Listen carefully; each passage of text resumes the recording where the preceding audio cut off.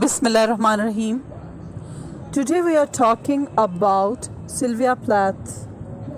She was an American poet, novelist, and short story writer, known primarily for her poetry. Plath also wrote a semi-autobiographical novel, The Bell Jar, under the pen name Victoria Lucas. The book's protagonist, Esther Greenwood, is a bright and ambitious student at Smith College who begins to experience a mental breakdown while interning for a fashion magazine in New York. The plot parallels Plath's experience interning at Mademoiselle magazine and subsequent mental breakdown and attempt suicide. Plath was born during the Great Depression on October 27, 1932 in Jamaica, Massachusetts.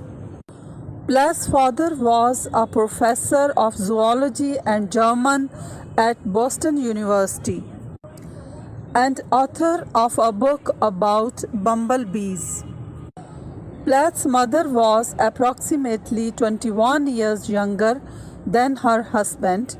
In April 1935, Plath's brother Warren was born. Plath spent much of her childhood in Winthrop, Massachusetts. She was raised as a Unitarian Christian, and she had mixed feelings towards religion. Plath's father died on 5th November 1940, a week and a half after Plath's 8th birthday. Plath published her first poem in Winthrop in the Boston Herald's children's section when she was 8 years old. Plath was married to a British writer, Ted Hughes, one of the 50 best British writers. Sylvia Plath met Ted Hughes on 25th February 1956 in a party arranged by Ted Hughes and his friends. They dated each other for 4 months and then got married. At the time of marriage, Ted Hughes was not informed about her history of depression and suicide attempts. In 1940, when Plath was 8 years old, her father died. He had been a strict father, and both his authoritarian attitude and his death drastically affected Plath's relationships and poetry. She achieved considerable artistic, academics, and social success, but also suffered from severe depression. She attempted suicide and underwent a period of psychiatric hospitalization. Following electroconvulsive therapy for depression, Plath made her first medically documented suicide attempt on August 24, 1953, by crawling under her house and taking sleeping pills of her mother. Ted Hughes and Plath had 2 children, Frida and Nicholas. In summer of 1962, Hughes began an affair with Assia Wevel. Under a cloud of his affair, Ted Hughes and Sylvia Plath started living separate. In the autumn of 1962, she started new life in a flat with her children. She killed herself at the age of 30 by sticking her head in a gas oven in her London home on February 11, 1963, as Nicholas and Frida were sleeping in a next room. 6 years later, Miss Wevel, who had helped to raise Nicholas and Frida after Miss Plath's death, killed herself in the same manner using a gas oven. As Ted Hughes and Plath were legally married at the time of her death, Hughes inherited the Plath estate, including all her written work. He has been condemned repeatedly for burning Plath's journal, saying he did not want her children to read it.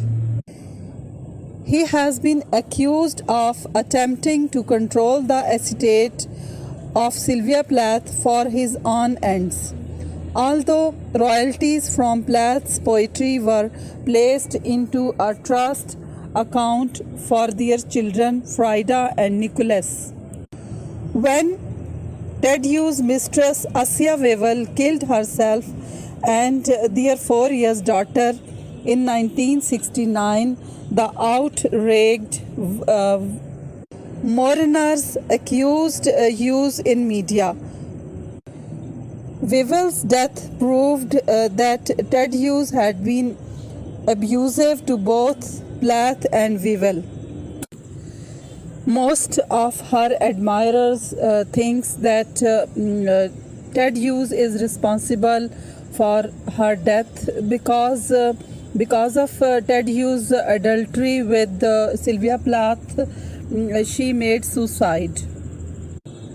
Before her death, she had written some letters in which she mentioned that Hughes had beaten Plath 2 days before her miscarriage in 1961, and that he also told Plath he wished that she was dead. Her first collection of poetry was Colossus, in which she explains the feeling of nothingness. After the Colossus, she published The Bell Jar.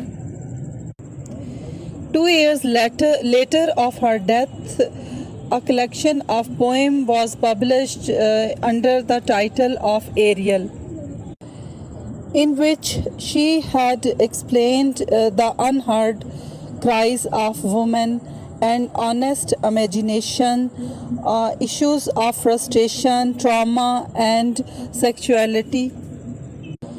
She wrote on taboo matters such as mental illness, sexuality, suicide, personal trauma, sense of alienation, self-destruction, emotional state, feelings of low worth, reduced ability to enjoy life, feelings of sadness, hopelessness, pessimism, self-depreciation, loss of ability to take pleasure, reduced energy, less of loved person, clear grounds for a person's unhappiness, unfavorable life events, negative thoughts, and most recurring theme of death. All these are prominent themes of her poetry and novel. Her father was a zoologist and a beekeeper, and she uses this beekeeping experience in her bee poems. She has told in her interview that most of her friends were gynecologists, and she has witnessed such experiences of a mother giving birth to her child. She was also fascinated by history of battles and wars. All experiences, events, and her fascinations she has used in her poetry. to explain her emotions, feelings. Her poems are symbolic, personal, and psychoanalysis of a female. Her work touches the heart of every reader. Her truthful explanation of emotions made her popular even a half century after her death. Thank you for watching my videos. Kindly subscribe my channel, which encourages me to make more videos. Thank you.